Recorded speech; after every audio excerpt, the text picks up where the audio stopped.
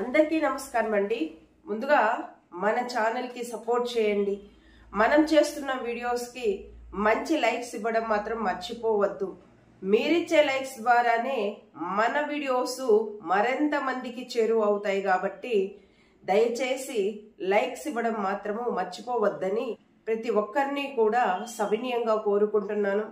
Video పరంగా మనం మాట్లాడితే నిన్న చంద్రబాబు నాయుడు గారు ఒక మీటింగ్ వేదిక పై నుంచి కొన్ని అబద్ధాలు చాలా అనర్గళంగా మాట్లాడడం జరిగింది.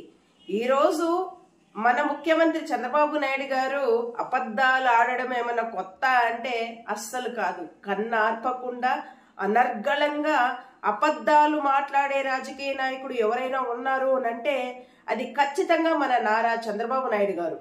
ఆయన నిన్న కొన్ని మాటలు మాట్లాడుతున్నారు ఆ వేదిక పై నుంచి. ఏమని మాట్లాడుతున్నారనంటే 10 లక్షల కోట్ల అప్పు నాకు వారసత్వంగా ఇచ్చారు అనేసి అంటున్నారు. నిజంగా ఎంత అబద్ధం ఆడుతున్నాడంటే ఈయన ఇటు అసెంబ్లీ తీసుకున్నా లేదు పార్లమెంట్ తీసుకున్నా కూడా జగన్మోహన్ రెడ్డి గారు ఎంత అప్పు చేశారు అనేది వీళ్ళే రాజు వీళ్ళే మంత్రి వీళ్ళే దొంగలుగా కొనసాగిస్తున్న అసెంబ్లీ సాక్షిగానే జగన్మోహన్ రెడ్డి గారు ఎంత అప్పు చేశారు ఏంటి అని తేటతెల్లమైంది. దాని మీద జగన్మోహన్ రెడ్డి గారు కూడా స్పందించడం జరిగింది. ఇంతకుముందు పార్లమెంట్ లో కూడా జగన్మోహన్ రెడ్డి గారు చేసిన అప్పు ఎంత అని చెప్పేసేసి సాక్షాత్తు కేంద్ర ఆర్థిక శాఖ మంత్రి గారే ఒక ప్రకటన విడుదల చేయడం జరిగింది. ఇవన్నీ ప్రజలకు నిజాలు తెలుసు. ఎన్ని లక్షల కోట్లు జగన్మోహన్ రెడ్డి గారు అప్పు చేశారు అని చెప్పి ప్రజలకందరికీ కూడా ఒక క్లారిటీ వచ్చినప్పటికీ నిన్న ఈయన మాట్లాడుతున్న మాటలు చూసిన తర్వాత ఒక బాధ్యత కలిగిన రాజకీయ నాయకుడు దట్టు మన ముఖ్యమంత్రి వర్యులు ఇటువంటి అబద్ధాలు ఒక స్టేజ్ మీద నుంచి ఇంత దారుణాతి దారుణంగా మాట్లాడుతున్నారా అనిపించింది. సరే నిన్న April 1 అనుకుందాం. ఆల్రెడీ ప్రజల్ని ఫూల్ చేసేసాడు ఈయన. కొత్తగా ఇంకెవరో చేయనక్కర్లేదు. ఈయన ముఖ్యమంత్రిగా ఉన్న ప్రతిసారి కూడా ప్రజల్ని ఫూల్స్ చేయడము ఈయనకు ఒక అలవాటు. అయితే ఈయన ఏదైతే 10 లక్షల కోట్లు నాకు అప్పు ఇచ్చారు వారసత్వంగా అని పదే పదే ఈయన కావచ్చు, ఈయన మీడియా కావచ్చు, ఈయన కార్యకర్తలు కావచ్చు, లేకపోతే ఈయన మంత్రులు కావచ్చు, ఈయన ఎమ్మెల్యేలు కావచ్చు, ఎవరైతే జగన్మోహన్ రెడ్డి గారు ఇన్ని లక్షల కోట్లు అప్పు చేసేసారు అని పదే పదే చెబుతూ వస్తున్నారో మేము వాళ్ళు చెబుతున్న ప్రతిసారి కూడా మేము కౌంటర్ ఇస్తూనే వస్తున్నాం. సరే 10 లక్షల కోట్లు అప్పు చేసేసి పాపం వారసత్వంగా ఇచ్చేశారు కదా సారు, మీకు ఇన్నేళ్ల రాజకీయ అనుభవం ఉంది కదా, మీ భాషలో చెప్పాలంటే సంక్షేమ పథకాలు నేను ఇంతవరకే ఇవ్వగలను అని చెప్పేసేసి మీరు ఆ రోజు వాగ్దానం చేసి వచ్చేసి ఉండాల. ఈ రోజు తెలుస్తుందా నేను అమలు చేయలేకపోతున్నాను, భయం వేస్తుంది, నేను ఏ విధంగా సంక్షేమ పథకాలు మీకు ఇవ్వాలి, సంపదను సృష్టిస్తున్నా నేను. ఎక్కడ సృష్టిస్తున్నారు సార్ సంపద? మీరు ఎక్కడ సృష్టిస్తున్నారు మీరు సంపద?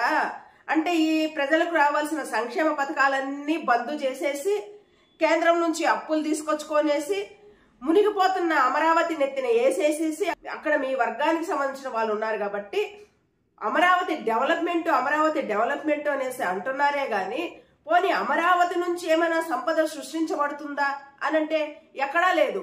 ఆ భూములు కొనేటోడు ఒక్కడు లేడు. ప్రపంచవ్యాప్తంగా తీసుకుంటే ఆ అమరావతిలో భూములు కొనే మహానుభావుడు ఒక్కడు లేడు. కేంద్రం నుంచి అప్పులు తెచ్చేసేసి బలవంతంగా ఆంధ్ర రాష్ట్ర ప్రజలను ఎత్తిన రుద్దడానికి మీరు సంపదను సృష్టించేస్తున్నాను అని చెప్పుకోవడం ఏదైతే ఉందో నిజంగా ఎంత పచ్చి అబద్ధం అంటే అంత పచ్చి అబద్ధం. మీరు పాపము 2019లో దిగిపోతూ జగన్మోహన్ రెడ్డి గారికి పాపము లక్షల కోట్లు మిగిలిసిపోయారు కదా, లాభంలో పెట్టేసిపోయారు కదా ఆంధ్ర రాష్ట్ర ఖజానాలో కేవలం 100 కోట్లు మీరు పెట్టిపోతే అదే జగన్మోహన్ రెడ్డి గారు సంక్షేమ పథకాలు అభివృద్ధి సమపాలనలో అమలు చేసి కూడా ఆయన 2024 ఎలక్షన్లలో ఆయన దిగి వెళ్తూ మీకు దాదాపుగా 5,000 కోట్లు మీకు అప్పచెప్పిపోయారు అంటే ఖజానాలో పెట్టిపోయారు అంటే మీరు మాట్లాడుతున్నారా జగన్మోహన్ రెడ్డి గారి గురించి? ఇప్పుడు మన చంద్రబాబు నాయుడు గారు ఏదైతే ఈ వృద్ధాప్య పింఛన్లు ఇస్తున్నారో ఆయన నొక్కుతున్న ఒక్క బటన్ తో సమానం అంట జగన్మోహన్ రెడ్డి గారు ఇచ్చిన సంక్షేమ పథకాలు. అవునా సార్? జగన్మోహన్ రెడ్డి గారు వృద్ధులకు 3,000 పెన్షన్ అని చెప్పి 3,000 దాకా ఆయన ఇచ్చారు. మీరు వచ్చిన తర్వాత 1,000 రూపాయలు పెంచారు. సరే, వృద్ధాప్య పింఛన్తో సమానం మిగతా సంక్షేమ పథకాలు అనేసి మీరు అంటున్నారు కదా, మరి జగన్మోహన్ రెడ్డి గారు ఇచ్చిన రైతు భరోసా కావచ్చు, అమ్మఒడి కావచ్చు, ఆరోగ్యశ్రీ కావచ్చు, విద్యా దీవెన కావచ్చు, ఇవన్నీ కూడా పాపము వృద్ధాప్య పింఛన్తో సమానమా సార్? ఓసారి ఆలోచించుకోగలగాలి. జెడ్పీటీసీ ఎంపీటీసీల ఎన్నికల దెబ్బ బలంగా దాకినట్టుంది మీ బ్రెయిన్ కు. దాంతో పీక్స్కి వెళ్ళిపోయింది అనమాట ప్రెస్టేషన్. కాబట్టి ఇటువంటి మాటలు మాట్లాడుతున్నారు మీరు ఏదైతే 24 ఎలక్షన్స్ లో ప్రచారం చేస్తూ వచ్చారో, నేను ఈ సంక్షేమ పథకాలు ఇస్తాను, నేను ఆ సంక్షేమ పథకాలు ఇస్తాను అని చెప్పి వాగ్దానం చేసినప్పుడు మీ బుద్ధి ఏమైంది అని అడుగుతున్నాను. ఎంత అప్పు ఉంది ఆంధ్ర రాష్ట్రము, ఏ సంక్షేమ పథకాలు ఇవ్వాలి, ఏ సంక్షేమ పథకాలు ఇవ్వలేను అనేసి ఆ యొక్క జ్ఞానం లేకోకుండానే, ఆ యొక్క బుద్ధి లేకోకుండానే మీరు వాగ్దానాలు చేశారా ప్రజల ముందుకు వచ్చి? కొంతమంది అడుగుతూ ఉంటారు, ఎందుకు ఇవ్వాలి సంక్షేమ పథకాలు, ఏం అవసరము అని. గవర్నమెంట్ ఉన్నది దేనికి? గవర్నమెంట్ ని ఎన్నుకునేది దేనికి? కూడు గుడ్డ విద్య వైద్యం అనేది ప్రజలకు చాలా ఇంపార్టెంట్. అది ఏ గవర్నమెంట్ వచ్చినా చేయాలి, అది రూలు. గవర్నమెంట్ వచ్చినా కూడా ఇవే పాటిస్తారు. ఎవడబ్బ సొమ్ము ఇవ్వకుండా పోవడానికి ఇప్పుడు అడుగుతున్నాడు అబ్బ సొమ్మ, ఎందుకు ఇవ్వాలి ప్రజలకు సంక్షేమ పథకాలు అని ఎవడైతే అడుగుతున్నాడో వాడు అబ్బ సొమ్ము ఏమన్నా ఇస్తున్నాడా? గవర్నమెంట్ సొమ్ము ఇస్తున్నాడు, ప్రజాధనం ఇస్తున్నారు. ఇంతకు ముందు అయితే గనక పాల మీద జిఎస్టీ లేకుండే, అలాగనే పెరుగు మీద జిఎస్టీ లేకుండే. ఎందుకంటే సామాన్యుడు, అతి పేదవాడు యూజ్ చేసేది ఈ పాలు పెరుగు అట్లాంటి వస్తువులు, వీటి మీద కూడా జిఎస్టీ వేస్తున్నప్పుడు పేదవాడికి అండగా ఎందుకు ఉండదు ప్రభుత్వము? ఇది ఆలోచించుకోవాలి ప్రతి ఒక్కరు కూడా. ఎవడబ్బు సత్తుని ఇక్కడ ఇలా రాజధాని పేరు మీదన కోటాను కోట్ల అప్పు చేసేసేసింది ఏదైతే అమరావతిలో పడేస్తున్నారో, మరి ఆ భారాన్ని భరించాల్సిన అవసరం మాకేముంది? అక్కడ రాజధాని డెవలప్మెంట్ అయితే పెట్టుబడులన్నీ అక్కడ పెట్టేసేసి తెచ్చిన అప్పు మొత్తం అమరావతి మీద వేస్తే, భారం మాత్రం ఆంధ్ర రాష్ట్ర ప్రజలనెత్తినేస్తే ఆ భారాన్ని మేము ఎందుకు మోయాలి? అమరావతి రాజధాని అవడం వల్ల మాకొచ్చిన లాభం ఏంటి? మాకు ఆంధ్ర రాష్ట్రానికి రాజధాని ఏది అంటే అమరావతి అని చెప్పుకోవడం తప్ప అక్కడ ఒక పేదవాడు ఏమన్నా బాగుపడుతున్నాడా? ఒక పేదవాడికి ఏమన్నా స్థలం ఏమన్నా వస్తుందా? లేకపోతే పేదవాడికి ఏమన్నా అక్కడ ఉద్యోగ అవకాశాలు వస్తాయా? ఎక్కడ రావే. అవి రాకూడదనే చంద్రబాబు నాయుడు గారు అమరావతిని వాళ్ళ వర్గానికి సంబంధించిన ఏరియాలో ఏర్పాటు చేయడం, కేంద్రం నుంచి కోటాను కోట్లు అప్పు దప్పుకు రావడం, అమరావతి మీద వేయడం, ఇవన్నీ కూడా ప్రజలు చాలా స్పష్టంగా గమనిస్తూనే ఉన్నారు. ఆంధ్ర రాష్ట్రంలో జరుగుతున్న ప్రతి సంఘటన కూడా ప్రజలు గమనిస్తున్నప్పటికీ, ఇప్పుడు జరుగుతున్న ఎన్నికల్లో బుద్ధి చెప్తున్నప్పటికీ కూడా కొన్ని మీడియా సంస్థలు, కొంతమంది మేధావులు, కొంతమంది రాజకీయ నాయకులు నెత్తురు కూటికి అలవాటు పడిపోయేసేసి ఇగో ఇటువంటి నాయకులకు సపోర్ట్ చేసుకుంటూ నిజాన్ని తొక్కి పడేస్తున్నారు. చంద్రబాబు నాయుడు గారు అంటున్నారు, కళ్ళు పెద్దవి చేసి చూడండి నేను ఏ విధంగా సంపదను సృష్టిస్తున్నాను అనేసి అని. ఎవరు చూడాలి సార్ కళ్ళు పెద్దవి చేసి? మీరు చెబుతున్నది అబద్ధమైన, మీరు చేస్తున్నది మోసమైన, ప్రజల్ని నిలువున మీరు మోసం చేస్తున్నారు అని చెప్పేసేసి మీ యొక్క తోక ఛానళ్లకు, తోక పత్రికలకు, మీ యొక్క తోక మేధావులకు, అలాగే మీ కార్యకర్తలకు తెలిసినప్పటికీ కూడా మిమ్మల్ని వాళ్ళ భుజాన్ని మీద మోస్తున్నారు చూడు. అటువంటి దరిద్రబొట్టు ఎదవలు కళ్ళు పెద్దవి చేసి చూడాలి. ఒక మరణాన్ని కావచ్చు, ఒక వ్యక్తికి ఆరోగ్యం బాగలేక హాస్పిటలైజ్ అయితే ఆ వ్యక్తి మీద స్కిట్లు చేసుకుంటూ, ఆ మరణం మీద స్కిట్లు చేసుకుంటూ బతుకుతున్న దరిద్రబొట్టు ముండాకోరు వెధవలు ఎవరైతే ఉంటారో అటువంటి ముండాకోరు వెధవలు కళ్ళు పెద్దవి చేసి చూడాలి.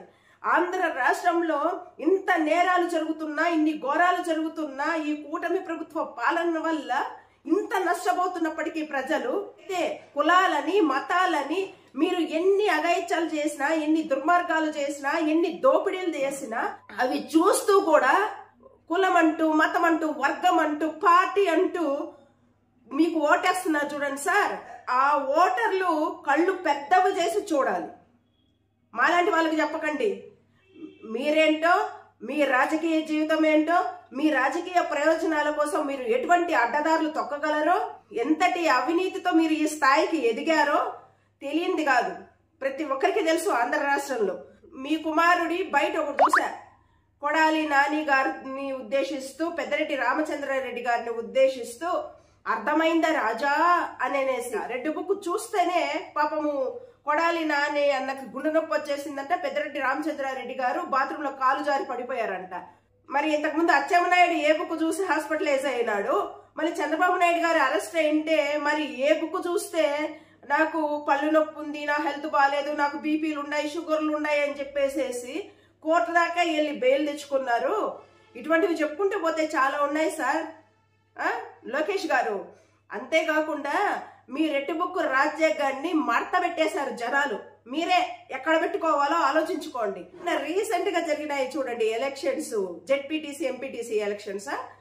ఆ ఎలక్షన్స్ లో మీ రెడ్ బుక్ రాజ్యాంగం అమలు అవుతున్నప్పటికీ కూడా వైఎస్ఆర్సీపీ పార్టీ విజయం ఏంటో మీకు ఆల్రెడీ తెలిసింది. అంటే మీ రెడ్ బుక్ రాజ్యాంగాన్ని మడతబెట్టి బ్యాక్ ప్యాకెట్ లో పెట్టుకునేసేయండి అని చెప్పి ప్రజలు మీకే వదిలేశారు. ఒక ఎంపీటీసీనే మీ యొక్క ప్రలోభాలకు భయపడకుండా ఎదురు తిరిగి ఓటేసి వైఎస్ఆర్సీపీని గెలిపించినారు అంటే మంత్రులుగా పనిచేసిన కొడాలి నాని గారు కావచ్చు, అలాగే పెద్దిరెడ్డి రామచంద్రారెడ్డి కావచ్చు, మీ రెడ్ బుక్ చూసి హెల్త్ బాగోలేకపోయింది అని మీరు ఏదైతే ఒక ప్రచారం చేసుకుంటూ వస్తున్నారో నిజంగా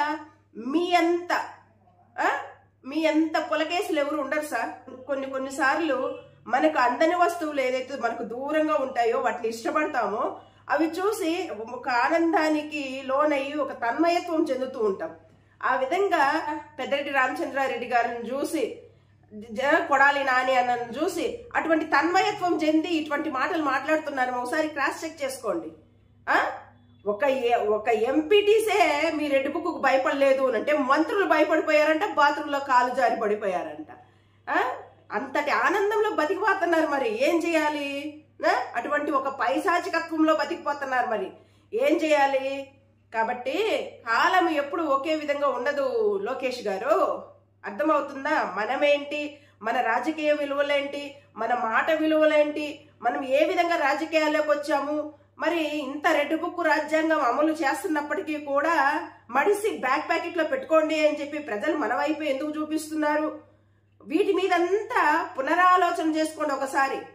ఎందుకంటే నేనే ముఖ్యమంత్రి కావాలి అనే ఒక దురాలోచనతో దురాశతో ఉన్న వ్యక్తులు కదా మీరు గాని, మళ్ళా మీ నాన్నగారు గాని, అలాగే మీ వర్గానికి సంబంధించిన కొంతమంది బిగ్ షాట్స్ ఉన్నారు కదా, ఆస్తులు కాపాడుకోవడానికి, అప్పనంగా దోచుకోవడానికి మిమ్మల్ని మాత్రం ముందర పెట్టేసేసి వెనక నుంచి పుషప్ ఇస్తూ ఉంటారు కదా కొంతమంది బిగ్ షాట్. సినీ ఫీల్డ్ కి సంబంధించిన బిజినెస్ మ్యాన్స్ చెప్పకూడదులేండి, రాష్ట్రాన్ని దోచుకోవడానికి మీరు అధికారంలోకి వచ్చారు అనేసి ప్రతి ఒక్కరికి తెలిసిన విషయమే. ఎందుకు అనవసరంగా ఏదో ఈ టర్మ్ ఏం చేయాలనుకున్నారో చేయండి, మరి నెక్స్ట్ టర్మ్ ఏం చేయాలో మేము ఆలోచించుకుంటాం. ఇట్స్ ఓకేనండి. ఈ యొక్క వీడియో మీద మీ యొక్క విలువైన అభిప్రాయాలు తెలియజేస్తారని ఆశిస్తున్నాను. అండ్ థ్యాంక్స్ అండి. Thanks a lot.